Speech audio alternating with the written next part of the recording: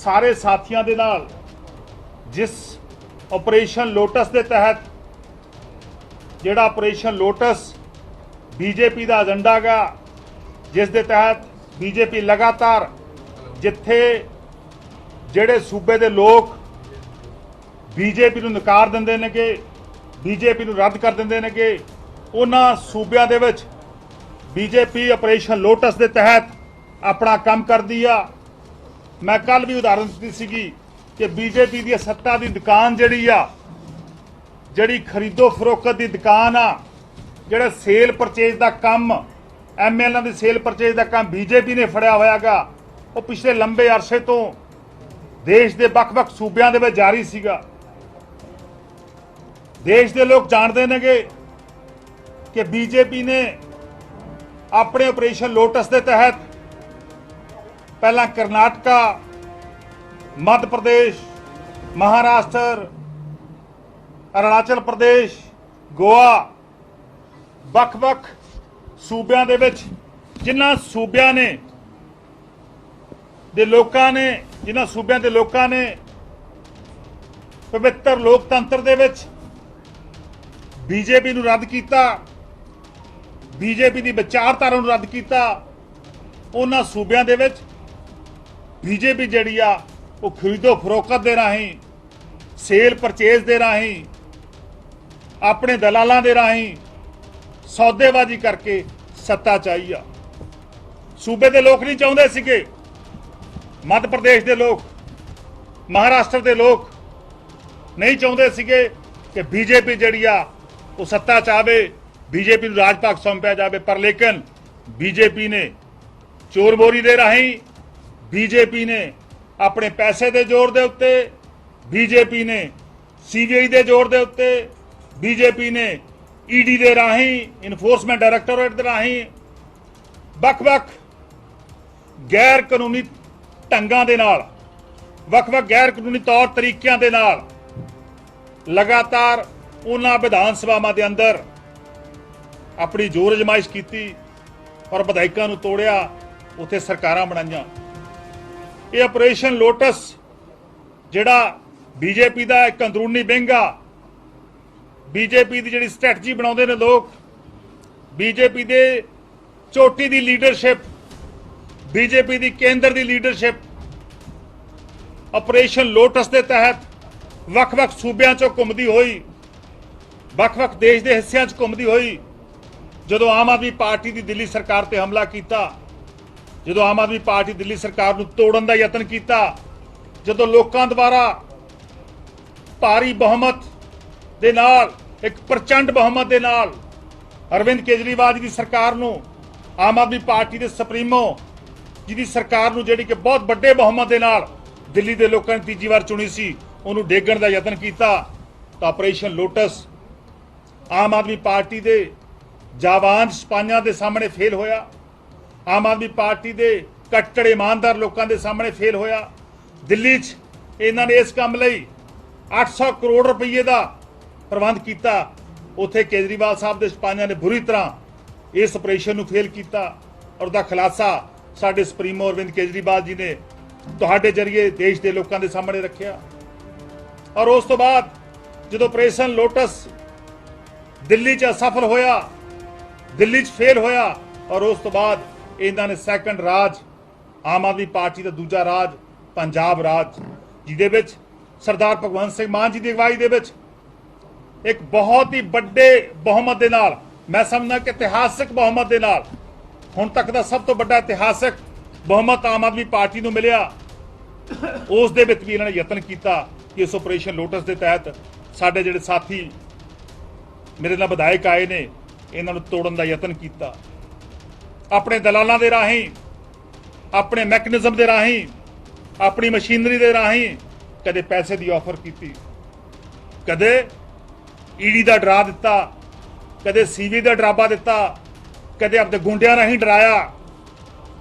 पर लेकिन operation lotus जिहड़ा सीगा वो पंजाब च भी बुरी तरह फेल होया, पंजाब च भी बुरी तरह नाकाम होया। मैं कल उदाहरण दी सीगी, अज भी उदाहरण दे रहा गा कि तुहानूं पता है कि ऑपरेशन लोटस के तहत हुणे हुणे ਇਹਨਾਂ ਨੇ ਕੱਲ ਸ਼ਿਕਾਰ ਜਿਹੜਾ ਕੀਤਾਗਾ ਉਹ ਗੋਆ ਦਾ ਕੀਤਾਗਾ। ਗੋਆ ਦੇ ਵਿੱਚ ਮੈਂ ਦੇ ਦੂੰਗਾ, ਗੋਆ ਦੇ ਵਿੱਚ 11 ਕਾਂਗਰਸ ਦੇ ਵਿਧਾਇਕਾਂ ਦੇ ਵਿੱਚੋਂ 8 ਦੇ ਉੱਤੇ ਆਪਰੇਸ਼ਨ ਲੋਟਸ ਜਿਹੜਾ ਸੀਗਾ ਉਹ ਬੀਜੇਪੀ ਦਾ ਉਹਨੇ ਕੰਮ ਕੀਤਾਗਾ। ਕਿਉਂਕਿ ਕਾਂਗਰਸੀ ਨੇਗੇ, ਕਾਂਗਰਸ ਪਾਰਟੀ ਆ ਜਿਹੜੀ ਦੇਸ਼ ਦੇ ਵਿੱਚੋਂ ਖੇਰੂ ਹੋ ਚੁੱਕੀ ਆ, ਜਿਹੜੀ ਦੇਸ਼ ਦੇ ਵਿੱਚੋਂ ਖਤਮ ਹੋ ਚੁੱਕੀ ਆ, ਜਿਹੜੀ ਕਾਂਗਰਸ ਪਾਰਟੀ ਉਹਨੇ ਬੀਜੇਪੀ ਅੱਗੇ ਗੋਡੇ ਟੇਕ ਦਿੱਤੇ ਨੇਗੇ। ਬੀਜੇਪੀ ਦੇ ਅੱਗੇ ਇੱਕ ਬਕਾਊ ਮਾਲ ਦੀ ਤਰ੍ਹਾਂ ਕਾਂਗਰਸੀ ਆਪਣੇ ਆਪ ਨੂੰ ਪੇਸ਼ ਕਰਦੇ ਨੇਗੇ।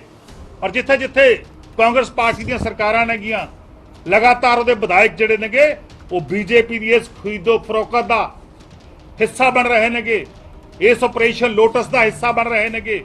ਉੱਥੇ ਸਰਕਾਰਾਂ ਜਿਹੜੀਆਂ ਨੇਗੀਆਂ ਚੇਂਜ ਕਰਕੇ ਜਾਂ ਬਹੁਮਤ ਨੂੰ ਹੋਰ ਬੀਜੇਪੀ ਦੇ ਹੱਕ ਵਿੱਚ ਭੁਗਤਾ ਰਹੀਆਂ ਨੇਗੀਆਂ। ਉਹ ਆਪਰੇਸ਼ਨ ਜਿਹੜੀ ਮੈਂ ਕੱਲ ਕਰਦਾ, ਜਿਹੜੀ ਬੀਜੇਪੀ ਵਾਲੇ ਕੱਲ ਰਿਪਲਾਈ ਕਰਦੇ ਸੀ, ਜਿਨ੍ਹਾਂ ਨੂੰ ਤੁਸੀਂ ਪੁੱਛਿਆ ਹੋਣਾ, ਤੁਹਾਡੇ ਸਾਥੀਆਂ ਨੇ ਪੁੱਛਿਆ ਹੋਣਾ, ਕੀ ਕਹਿੰਦੇ ਸੀ ਕਿ ਆਮ ਆਦਮੀ ਪਾਰਟੀ ਝੂਠ ਬੋਲਦੀ ਆ, ਆਮ ਆਦਮੀ ਪਾਰਟੀ ਦੇ ਲੀਡਰ ਝੂਠ ਬੋਲਦੇ ਨੇਗੇ।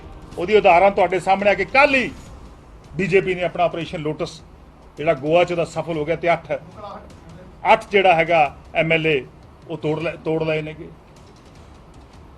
ਸੋ ਮੇਰਾ ਕਹਿਣ ਦਾ ਭਾਵ, ਬੀਜੇਪੀ ਨੂੰ ਦੇਸ਼ ਦੇ ਵਿੱਚ ਜੇਕਰ ਕੋਈ ਰੋਕ ਸਕਦਾਗਾ, ਜੇਕਰ ਕੋਈ ਟੱਕਰ ਦੇ ਰਿਹਾ, ਜੇਕਰ ਬੀਜੇਪੀ ਨੂੰ ਮੁਕਾਬਲਾ ਦੇ ਰਿਹਾ ਤਾਂ ਉਹ ਆਮ ਆਦਮੀ ਪਾਰਟੀ ਆ।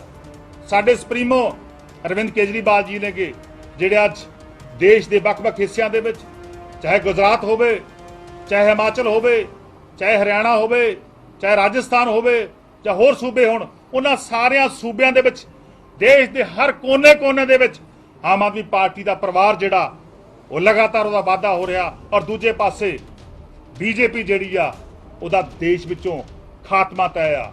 ਕਿਉਂਕਿ ਜਿਵੇਂ ਕਾਂਗਰਸ ਪਾਰਟੀ ਦੇਸ਼ ਵਿੱਚੋਂ ਖਤਮ ਹੋ ਚੁੱਕੀ ਆ, ਕਾਂਗਰਸ ਪਾਰਟੀ ਦੇਸ਼ ਵਿੱਚੋਂ ਖਤਮ ਹੋ ਚੁੱਕੀ ਆ, ਔਰ ਉਸੇ ਤਰ੍ਹਾਂ ਬੀਜੇਪੀ ਦਾ ਗ੍ਰਾਫ ਲਗਾਤਾਰ ਡਿਕਲਾਈਨ ਹੋ ਰਿਹਾ, ਬੀਜੇਪੀ ਦਾ ਗ੍ਰਾਫ ਲਗਾਤਾਰ ਡਿੱਗ ਰਿਹਾ ਹੈਗਾ।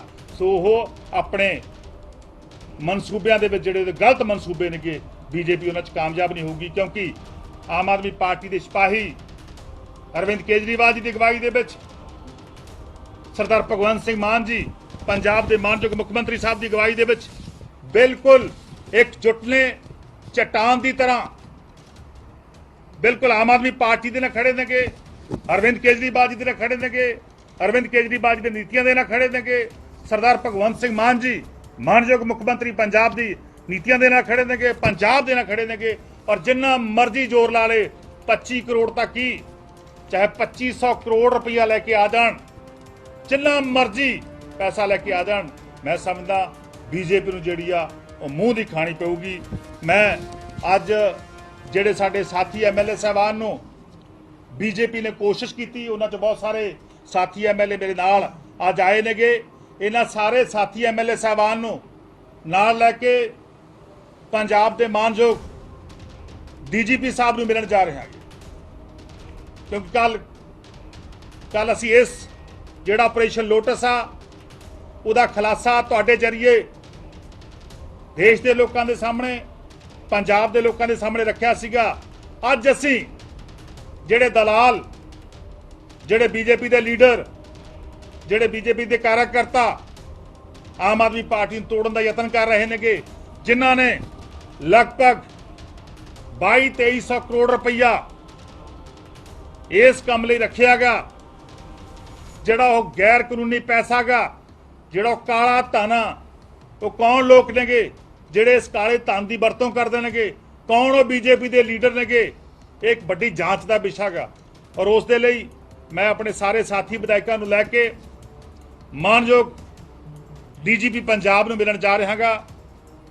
ਔਰ ਉਹਨਾਂ ਕੋਲੇ ਉਹਨਾਂ ਲੋਕਾਂ ਦੇ ਖਿਲਾਫ ਸਬੂਤਾਂ ਸਹਿਤ, ਵਿਦ ਐਵੀਡੈਂਸ, ਮੈਂ ਪੂਰੇ ਜਿਹੜੇ ਸਾਨੂੰ ਕਾਲ ਜਾਂਦੀਆਂ ਨੇਗੀਆਂ, ਜਿਹੜੇ ਸਾਡੇ ਕੋਲ ਸਬੂਤ ਨੇਗੇ, ਸਾਡੇ ਕਿਹੜੇ ਵਿਅਕਤੀਆਂ ਨੂੰ ਮਿਲੇ ਨੇਗੇ, ਉਹ ਸਾਰੇ ਸਬੂਤ ਲੈ ਕੇ ਕੰਪਲੇਂਟ ਦੀ ਸ਼ੇਪ ਦੇ ਵਿੱਚ ਅਸੀਂ ਮਾਨਯੋਗ DGP ਸਾਹਿਬ ਕੋਲ ਜਾ ਰਹੇ ਹਾਂਗੇ, ਤਾਂ ਕਿ ਉਹਨਾਂ ਲੀਡਰਾਂ ਦੇ ਖਿਲਾਫ, ਉਹਨਾਂ ਦਲਾਲਾਂ ਦੇ ਖਿਲਾਫ, ਉਹਨਾਂ ਭ੍ਰਿਸ਼ਟਾਚਾਰੀਆਂ ਦੇ ਖਿਲਾਫ ਉਹਨਾਂ ਲੋਕਤੰਤਰ ਦੇ ਕਾਤਲਾਂ ਦੇ ਖਿਲਾਫ ਮਾਨਯੋਗ ਡੀਜੀਪੀ ਸਾਹਿਬ ਨੂੰ ਜਿਹੜਾ ਹੈਗਾ ਐਪਲੀਕੇਸ਼ਨ ਦਿੱਤੀ ਜਾਵੇ ਔਰ ਉਹਨਾਂ ਦੇ ਖਿਲਾਫ ਮੁਕੱਦਮਾ ਦਰਜ ਕਰਾਇਆ ਜਾਵੇ ਔਰ ਉਹਨੂੰ ਕਾਨੂੰਨ ਦੇ ਮੁਤਾਬਕ ਉਹਨਾਂ ਨੂੰ ਸਜ਼ਾ ਦਿੱਤੀ ਜਾ ਸਕੇ।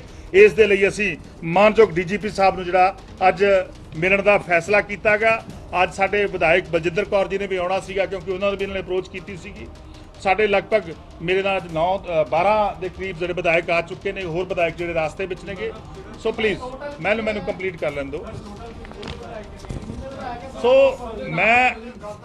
ਮੈਨੂੰ ਪਲੀਜ਼ ਮੈਂ ਸਾਰੇ ਵਿਧਾਇਕਾਂ ਨੂੰ ਨਾਲ ਲੈ ਕੇ ਵਿਦ ਸਬੂਤ ਲੈ ਕੇ ਵਿਦ ਐਵੀਡੈਂਸ ਡੀਜੀਪੀ ਸਾਹਿਬ ਨੂੰ ਮਿਲਣ ਜਾ ਰਹੇ ਹਾਂਗੇ ਤਾਂ ਕਿ ਉਹਨਾਂ ਲੋਕਾਂ ਦੇ ਖਿਲਾਫ ਜਿਹੜੇ ਲੋਕਤੰਤਰ ਦੇ ਪਵਿੱਤਰ ਲੋਕਤੰਤਰ ਦੇ ਕਾਤਲ ਨੇ, ਜਿਹੜੇ ਸੀਰੀਅਲ ਕਿਲਰ ਨੇ, ਜਿਹੜੇ ਲਗਾਤਾਰ ਦੇਸ਼ ਵਿੱਚ ਡੈਮੋਕ੍ਰੇਸੀ ਦਾ ਮਰਡਰ ਕਰ ਰਹੇ ਨੇਗੇ, ਜਿਹੜੇ ਦੇਸ਼ ਦੇ ਵਿੱਚ ਡੈਮੋਕ੍ਰੇਸੀ ਦਾ ਲਈ ਖਤਰਾ ਨੇਗੇ, ਜਿਹੜੀ ਬੀਜੇਪੀ ਦੇਸ਼ ਵਿੱਚੋਂ ਡੈਮੋਕ੍ਰੇਸੀ ਨੂੰ ਖਤਮ ਕਰਨਾ ਚਾਹੁੰਦੀ ਆ, ਉਸ ਬੀਜੇਪੀ ਦੇ ਖਿਲਾਫ ਕਾਨੂੰਨ ਦੇ ਅਨੁਸਾਰ ਕਾਰਵਾਈ ਕੀਤੀ ਜਾਵੇ। ਸੋ ਮੈਂ ਸਾਰੇ ਸਾਥੀ ਵਿਧਾਇਕਾਂ ਨੂੰ ਮਾਨਯੋਗ ਡੀਜੀਪੀ ਸਾਹਿਬ ਕੋਲ ਲੈ ਕੇ ਜਾਊਂਗਾ ਔਰ ਕਾਨੂੰਨੀ ਕਾਰਵਾਈ ਦੀ ਅਸੀਂ ਮੰਗ ਜਿਹੜੀ ਆ ਉਹ ਮਾਨਯੋਗ ਡੀਜੀਪੀ ਸਾਹਿਬ ਦੇ ਅੱਗੇ ਰੱਖਾਂਗੇ। ਹੁਣ ਮੇਰੇ ਨਾਲ ਲਗਭਗ ਜਿਹੜੇ 10 ਵਿਧਾਇਕ ਤਾਂ ਜਿਨ੍ਹਾਂ ਨੂੰ ਥ੍ਰੈਟ ਸਾਂਝਾ ਨੇ ਕੀਆਂ ਉਹ ਨੇ ਕੀਆਂ। ਔਰ ਮੈਂ ਇੱਕ ਹੋਰ ਇੰਪੋਰਟੈਂਟ ਗੱਲ ਮੇਰੀ ਰਹਿ ਗਈ ਸੀ, ਸਾਡੇ ਸਾਥੀ ਖੜੇ ਨੇ ਜਲੰਧਰ ਤੋਂ, ਸ਼ੀਤਲ ਅੰਗਰਾਲ ਜੀ ਕੱਲ ਇਹ ਪ੍ਰੈਸ ਕਾਨਫਰੰਸ ਬੈਠੇ ਸੀਗੇ ਕਿਉਂਕਿ ਇਹਨਾਂ ਨੂੰ ਵੀ ਥ੍ਰੈਟ ਆਈ ਸੀ, ਇਹਨਾਂ ਨੂੰ ਵੀ ਅਪਰੋਚ ਕੀਤਾ ਗਿਆ ਸੀਗਾ। ਮੈਂ ਡਿਸਕਲੋਜ਼ ਨਹੀਂ ਕਰਨਾ ਚਾਹੁੰਦਾ ਸੀਗਾ ਕਿਉਂਕਿ ਜਦ ਤੱਕ ਐਵੀਡੈਂਸ ਦੇ ਰੂਪ ਦੇ ਵਿੱਚ ਕਿਸੇ ਵੀ ਕੰਪੀਟੈਂਟ ਅਥਾਰਟੀ ਕੋਲੇ ਕੋਈ ਕੰਪਲੇਂਟ ਦਰਜ ਨਾ ਕੀਤੀ ਜਾਵੇ ਉਸ ਤੋਂ ਪਹਿਲਾਂ ਸਬੂਤਾਂ ਦਾ ਖੁਲਾਸਾ ਕਰਨਾ ਐਜ਼ ਪਰ ਦੀ ਲਾਅ ਠੀਕ ਨਹੀਂ ਹੁੰਦਾ ਹੈਗਾ, ਕਰੈਕਟ ਨਹੀਂ ਹੁੰਦਾ ਹੈਗਾ। ਪਰ ਲੇਕਿਨ ਮੈਨੂੰ ਤੁਹਾਡੇ ਜਰੀਏ ਮੈਂ ਪੰਜਾਬ ਦੇ ਲੋਕਾਂ ਨੂੰ ਦੱਸਣਾ ਚਾਹੁੰਦਾਗਾ ਕਿ ਜਦੋਂ ਮੇਰੇ ਸਾਥੀ ਇਹ ਸ਼ੀਤਲ ਅੰਗਰਾਲ ਜੀ ਕੱਲ ਦੀ ਪ੍ਰੈਸ ਕਾਨਫਰੰਸ ਦੇ ਵਿੱਚ ਇੱਥੇ ਬੈਠੇ ਸੀਗੇ ਔਰ ਉਸ ਤੋਂ ਬਾਅਦ ਇਹਨਾਂ ਨੂੰ ਜਾਨੋਂ ਮਾਰਨ ਦੀਆਂ ਧਮਕੀਆਂ ਆਈਆਂ। ਇਹਨਾਂ ਨੂੰ ਕਿਹਾ ਗਿਆ ਕਿ ਤੁਸੀਂ ਜੇਕਰ ਸਾਡੇ ਨਾਲ ਨਾ ਆਏ, ਜੇਕਰ ਤੁਸੀਂ ਇਹ ਸਾਡੇ ਸਬੂਤਾਂ ਨੂੰ ਅੱਗੇ ਪੇਸ਼ ਕੀਤਾ ਤਾਂ ਤੁਹਾਨੂੰ ਮਾਰ ਦਿਆਂਗੇ। ਇਹ ਕੱਲ ਇਹਨਾਂ ਕੋਲ ਅੱਜ ਵੀ ਉਹ ਵੀ ਸਬੂਤ ਸਾਡੇ ਕੋਲ ਹੈਗਾ, ਉਹ ਵੀ ਸਬੂਤ ਮਾਨਯੋਗ ਡੀਜੀਪੀ ਸਾਹਿਬ ਨੂੰ ਦੇ ਕੇ ਆਵਾਂਗੇ।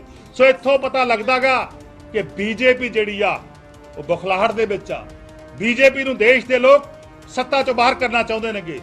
ਬੀਜੇਪੀ ਦਾ ਦੇਸ਼ ਦੀ ਸਿਆਸਤ ਦੇ ਵਿੱਚੋਂ ਖਾਤਮਾ ਤੈਅ ਆ। ਸੋ ਇਸ ਤੋਂ ਡਰਦੇ ਹੋਏ ਉਹ ਲਗਾਤਾਰ ਆਮ ਆਦਮੀ ਪਾਰਟੀ ਤੇ ਹਮਲਾ ਕਰ ਰਹੀ ਹੈ ਕਿਉਂਕਿ ਆਮ ਆਦਮੀ ਪਾਰਟੀ ਕੱਲੀ ਇੱਕੋ ਇੱਕ ਪਾਰਟੀ ਦੇਸ਼ ਦੇ ਵਿੱਚ ਬਚੀ ਆ ਜਿਹੜੀ ਦੇਸ਼ ਦੇ ਲੋਕਾਂ ਦੇ ਹਿੱਤਾਂ ਦੀ ਰਾਖੀ ਕਰ ਰਹੀ ਹੈ।